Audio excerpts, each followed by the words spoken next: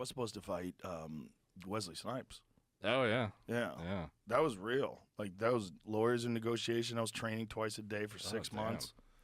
It was fucking hard. I was so tired all the time. And I only got like a taste of what it's like to, to train like an MMA fighter. Because I was training knowing that the fight was eventually going to take place. So I was building up a base. So I was kickboxing every morning, and then I was doing jiu-jitsu every night. And I was doing it for 6 months. So why did it fall through? I think because he knew I was going to kill him. I think in the beginning he thought that he would be able to stuff takedowns and he would kick my ass, and then he found out, no, I'm a Taekwondo champion. Yeah. And I'm a kickboxer. I'm way better at standing up than I am on the ground.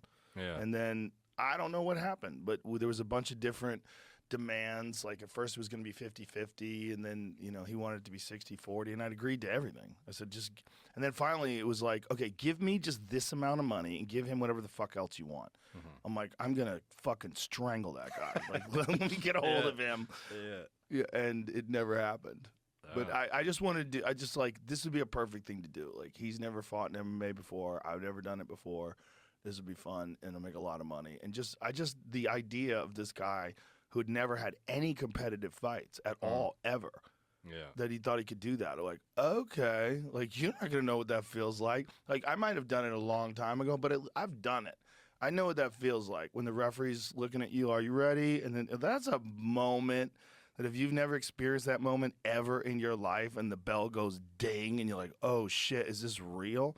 There's just going to be too much weirdness for him to process, And I guess it wouldn't be good to have that blemish on his history. Just kidding. No. I just, I think he was doing a lot of blow, if I had to guess. Because he was in a bad situation where he owed a lot of taxes.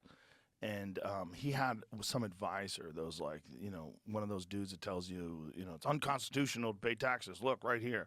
There's a few of those guys out there that will get you convinced that, they're not going to prosecute you, because then it'll have to be revealed.